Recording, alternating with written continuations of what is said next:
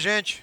Professor Marcos Dominici aqui, professor de arte, e hoje a gente vai falar sobre a arquitetura colonial do Maranhão, em específico São Luís. Por que que eu vou focar em São Luís? É criminoso, literalmente criminoso, você morar numa cidade que é patrimônio histórico da humanidade, patrimônio cultural da humanidade e não ter noção do nível de riqueza que a gente tem. Eu sempre bato isso nas escolas que eu trabalho, e aí eu estou sentindo falta de, principalmente por causa da questão da pandemia, de sair com os meus alunos para conhecer a cidade com outros olhos. Sugestão para vocês: sejam turistas na cidade de vocês. Quem é de São Luís, visite São Luís com outros olhos, o centro histórico. Quem é de outras cidades, de outros estados, a dica vale muito a pena. Professor, tem alguma coisa para a gente visitar naqueles prédios velhos? Eu ouvi isso de um aluno, né? Eu quase infarto, mas eu respirei e disse o seguinte: antes de você chamar de prédio velho, não esqueça que aquele prédio velho ele contém a história da tua cidade, a história inclusive dos teus antepassados e muita coisa para se perceber. Eu coloquei a seguinte situação: eu sou barrista, eu sou apaixonado pela cidade de São Luís, eu sou apaixonado pelo Centro Histórico de São Luís, mas o nome do Centro Histórico não é Reviver, nem Reves, como alguns de vocês chamam, né? Projeto Reviver foi um projeto que revitalizou o Centro Histórico nos anos 90, certo? O Centro Histórico tombado de São Luís, atenção, eu vou já botar o dado aqui, são 4 mil, mais de 4 mil que foram tombados pela Unesco e que compõem o acervo do Centro Histórico de São Luís.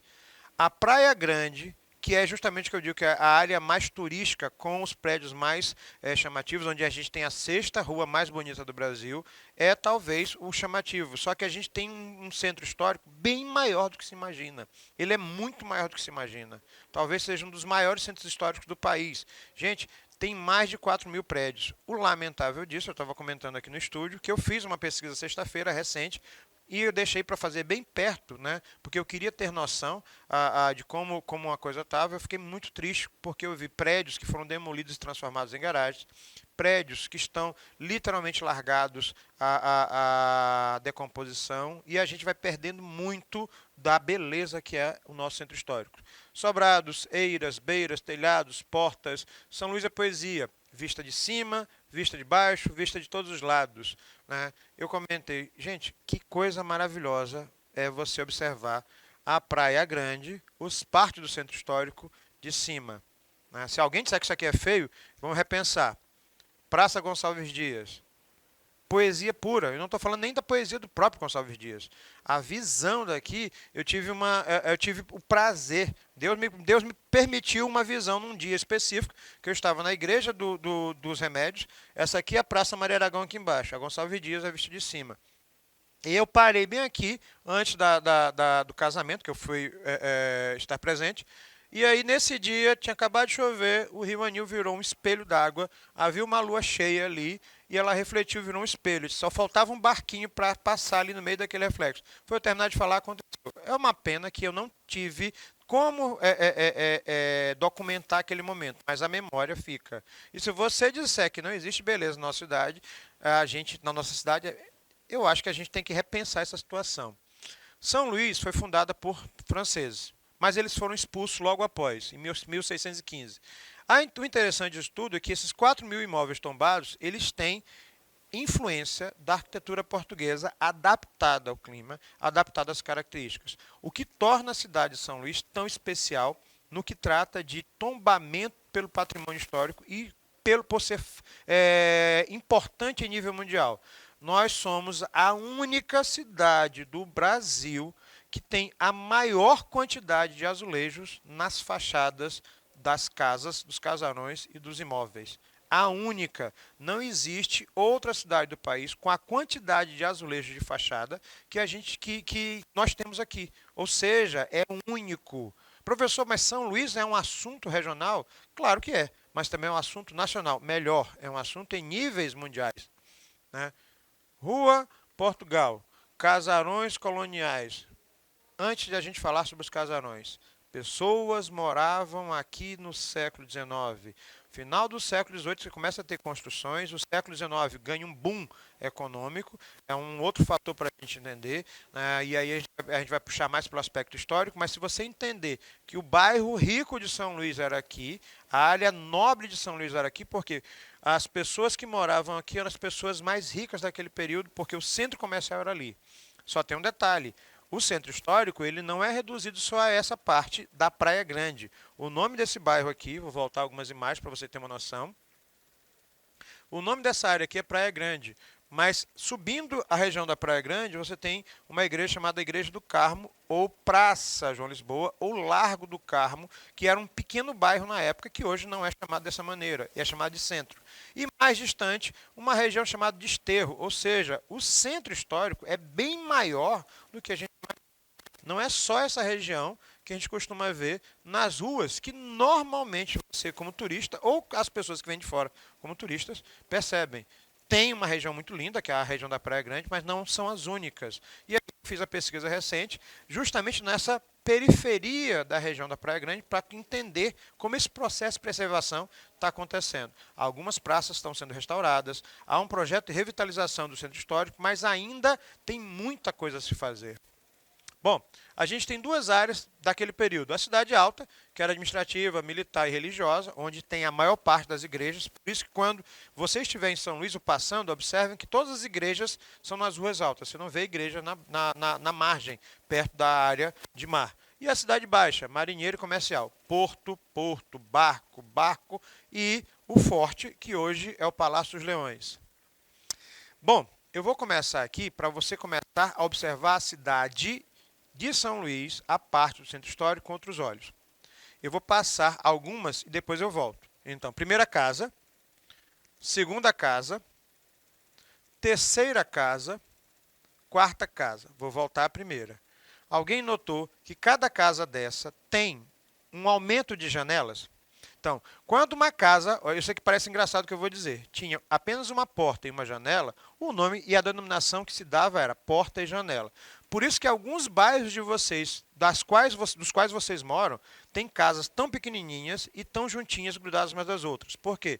Todas as casas, aqui eu escolhi de esquina, né? Todas as casas eram grudadas porque a parede de uma era a parede da outra. Tanto é que tem uma expressão maranhense que diz assim, a parede tem ouvido, porque o vizinho ficava futucando e ouvindo a fofoca na casa do outro. Porque a parede de uma casa era automaticamente a outra e o telhado também. Se uma casa dessa for demolida ou ela sofrer algum agrave, se prepare que ela danifica, inclusive a que está do lado. Porta e janela. A casa crescia às vezes até 20 metros, moravam muitas pessoas, até 15 pessoas em alguns casos, e a casa era praticamente um corredor de 3 a 4 metros de frente. À medida que a pessoa tinha mais dinheiro, à medida que a pessoa mostrava uma renda econômica e um status social, ostentação, ela ia aumentando a quantidade de janelas. Porta e janela, meia morada, uma porta e duas janelas, onde a porta era um corredor e as duas janelas eram dois quartos interligados e a sala era no meio da casa. Uma porta e três janelas, 3 quartos de morada. E professor, eu já vi isso no centro. Pois é, o objetivo dessa aula é você olhar o centro histórico, o centro em si, com outros olhos. Por quê? Porque você vai começar a ver que onde você tem mais janelas, as famílias eram mais ricas. Uma morada inteira. Vou repetir para quem perdeu. Porta e janela, meia morada, 2 portas, 2 janelas e uma porta, 3 quartos de morada, 3 janelas e uma porta. O pessoal do estúdio, todo mundo levantou a cabeça aqui agora. Morada inteira, uma porta e 4 janelas. 2 quartos desse lado, 2 quartos aqui. 4 quartos só na entrada, a sala ficava mais para trás. Professor, então as pessoas mais ricas moravam numa morada inteira? Tem casas bem mais ricas, né? Tem uma figura que é pouco conhecida aqui em São Luís, chamada Ana Jansen. Já ouviram falar? Mas isso é outra história. 1, 2, 3, 4, 5, 6. Eu não coloquei a foto de uma morada e meia, porque elas estão numa região de praça. Geralmente você encontra desse tipo de casas onde tem praças e largos. E a região que eu comecei a pesquisar, porque o centro é muito grande. Eu estava cansado, e estava num sol que estava me matando. Eu disse assim, não, eu vou colocar a imagem que eu consegui. E eu até tentei, disse, mas não estava boa a foto. Eu vou botar um desenho aqui mesmo para qualificar. Onde é que eu encontro moradas e meias?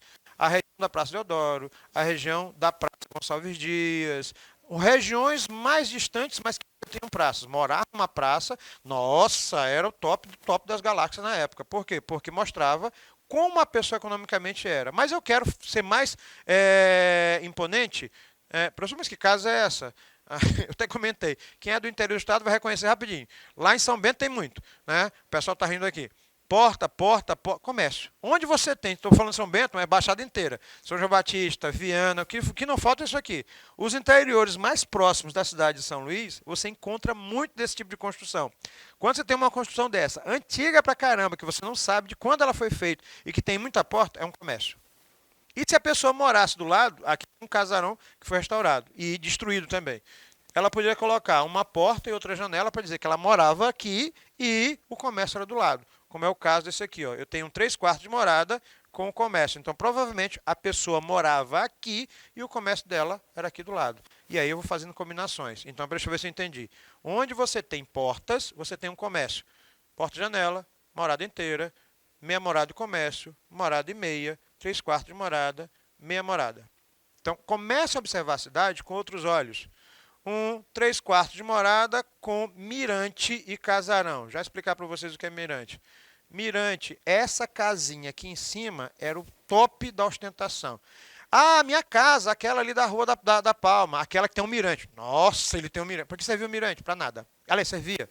Como o nome diz, era só para olhar, fofocar da vida dos outros, pegar vento, que era o local mais agradável da casa. Porque a frente do mirante geralmente dava para a cidade e a outra janela do mirante dava para o mar, ou o inverso. Então você tinha a visão mais privilegiada. O objetivo disso? Ostentação. Professor, que tipo de casa é essa? Um solar. 2 pavimentos, de frente para o sol, para que o sol batesse na parede, esquentasse a casa e as paredes não ficassem úmidas, porque elas tinham até 80 centímetros de espessura de parede. Esse aqui é um solar na Rua do Egito, com mirante. Então, o pessoal que morava aqui era muito rico. E na rua lateral, ela ainda tem um porão mais baixo, que eu vou já contar para vocês. Um solar com mirante com 3 janelas. A pessoa era muito rica. Por quê? Porque ela tinha um mirante que era chique pra caramba. Ainda tinha azulejo na fachada. Azulejos. Professor, do que são feitos os casarões no centro histórico? De taipa. Pedra, água, barro, areia, tudo batido e ergue a parede. Uma parede está grudada na outra. Se a parede cair, ela literalmente bota em risco todo o sistema, porque um sustenta o outro. Isso aqui é a Rua Portugal. Um mirante na praça, um sobrado na Praça Dom Pedro II. Professor, como é que eu sei que é um sobrado? Geralmente embaixo são portas e não portas e janelas. Então o comércio da pessoa ficava aqui e ela morava em cima, no século XIX. Azulejos, pronto. Chegamos no ponto que faz o nosso centro histórico de São Luís ser o diferencial em nível mundial. Professor, existem quantos tipos de azulejos aqui em São Luís? Gente, portugueses, franceses, holandeses, ingleses. Predominantemente, portugueses. Como eu sei que um azulejo é português? Né? Pegue uma trena, pegue uma régua e vai medir. Eles são 13 por 13,5. Falta de que fazer, né, professor? E os franceses geralmente são 11 por 11. Eu não preciso passar por isso. Tinha uma regra estética para a época que é fácil você identificar quais são os azulejos de origem portuguesa, quais são os azulejos de origem francesa. Geralmente, o azulejo ele precisava de 4 peças para formar um desenho no sistema de rebatimento. Então, no prédio que você encontrar um azulejo com um desenho que ele é 1/4 e precisa de 4 partes, esse azulejo é português. Se você encontrar um tipo de azulejo desse tipo, onde as peças, essas fotos são minhas, vai descer porque eu tirei as fotos, né? Lógico, fazer o comercial. Né? Onde você encontrar, não é uma pintura não, 4 peças para formar um desenho de azulejo, ele é português. Já quando o azulejo, a peça, ela é única, o desenho é completo e ele vai se repetindo numa sequência rítmica, ele geralmente é de origem francesa. Isso aqui que eu acabei de falar, certo? A maior parte dos nossos azulejos são de origem portuguesa, mas você vai encontrando pontualmente, principalmente distante da Praia Grande, que é o centro histórico mais turístico, azulejos desse tipo. Dá um trabalhinho, mas se consegue. Azulejos em relevo, raríssimos de encontrar, mas belíssimos. Inclusive a gente lá passa e quer ficar passando a mão, porque ele é todo em relevo. Né? Isso é um outro capítulo à parte. Bom, eu vou colocar essa foto bem aqui para a gente pensar sobre ela. Gente, um azulejo desse, por incrível que pareça, ele tem um valor absurdo no mercado, inclusive negro, de arte. Professor, não faça isso, não roube azulejo, não. Não roube azulejo, porque é crime. Além de tudo, você está destruindo o patrimônio. Até porque na hora que ele sai da parede, ele perde valor. Hã? Não faz sentido. Você precisaria roubar o prédio inteiro, como aconteceu com alguns monumentos egípcios, como aconteceu com alguns monumentos gregos, que foram literalmente deslocados da Grécia e do Egito para outros países que eu não vou citar agora. Gente, isso aqui é na rua de Santa Rita. Eu fiz questão de bater a foto e é recente, para você ter uma noção de como está o estado de conservação de alguns prédios. Né? Por quê? Porque o que chama atenção é a característica, a forma como esses prédios foram construídos.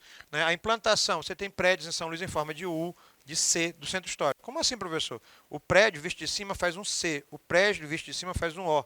Tem um prédio chamado Convento das Mercês, na hora que você faz uma vista aérea, você vai ver um pátio no meio. Né? As grades cheias de curvas, né? As ruas com vários nomes, não tem só um nome, a Rua Grande chama Rua Oswaldo Cruz, né? E nomes bem típicos, mirantes, portas, portais, portadas, Teatro Arthur Azevedo. Gente, a quantidade de coisas aqui em São Luís é absurda. Eu botei, né, essa moldurinha aqui do telhado, que a gente chama de eira e beira. Quanto mais linhas você tivesse entre a eira e a beira, mais rica a família era. Quando você não tinha casa para morar, tu não tinha nem eira, nem beira. Eu já ouvi isso, né? Porão, esses buraquinhos, né, eu tenho que falar sobre isso. Esses buraquinhos que o aluno me perguntou, isso aqui era o... Não pode chamar de aposento, que não pode ser chamado desse jeito. Né? Isso aqui era onde os escravos, debaixo do piso principal da sala ou dos quartos. Alguma coisa mais ou menos dessa altura, né, onde as pessoas, em época de calor, só faltavam sufocar lá dentro, e em época de chuva, que a gente só tem 2 climas aqui, né, era uma umidade que não tinha por onde. E isso aqui era para ninguém morrer sufocado. Era a ventilação da senzala urbana que tinha nas casas. Então, na hora que você encontrar isso, você vai já saber o que, que é. Hoje é uma escola pública e é um casarão que já foi a propriedade muito rica de alguém. A mesma coisa acontecia quando você tinha casas de esquina. Esse porão podia ser feito a partir de áreas laterais, inclusive janelas, né, que é um 3/4 de morada de esquina. Ah, se você tivesse uma casa de esquina, ostenta, meu amigo. Ostenta porque é isso. Como não ter beleza nesse painel? Azulejos portugueses, sacadas com curvas do estilo rococó, que nós já falamos, molduras de portas em pedras de cantaria ou em cantaria, chamadas pedras de Ilhéus, que não são encontradas em São Luís, porque elas vinham da Europa para cá de barco, 4 meses, às vezes um barco desse afundava com pedra para caramba, e a pessoa pagava muito caro. A gente tem pedras aqui que não tem no Brasil, nem em São Luís, nem no Brasil, todas vinham de fora. Cada casa antiga, eu fotografei isso aqui recentemente, às vezes tinha a data de construção ou reforma. 1901, ACM, o nome do dono. 1874, o nome do dono, a data de construção. 1840, ou em pedra ou em grade. Professor, isso tudo tem no centro histórico? Ou seja, veja o centro histórico com outros olhos. Ruas, Beco da Bosta, essa é conhecida. Rua da Misericórdia, Rua da Inveja. Casarões com mirantes. Né? Eu já morei no mirante, eu sei exatamente a beleza e a maravilha que é. Se você morou no mirante, isso é outra história. Se vocês não disserem que isso aqui é poesia, né, me interna. Porque a primeira foto é minha, que eu vou te puxar o gancho, a segunda eu peguei da internet, mas, gente, é maravilhoso isso aqui. É lindo. Não tem outra palavra para definir. E nós pegamos o título de A Sexta Rua Mais Bonita do Brasil, pela Casa Vogue, que é uma estrutura de divulgação de projetos arquitetônicos que deu o título à cidade de São Luís da Sexta Rua Mais Bonita. Bom, saímos da beleza e vamos para isso aqui. Eu vou deixar vocês com essas imagens aqui do que a gente precisa melhor no centro histórico, do que a gente precisa ter uma visão, porque uma grande parte de prédios está desse jeito, lamentavelmente. Vejam a cidade com outros olhos, um abraço, né, e se apaixonem pela cidade de vocês. É muito bonita. Fui!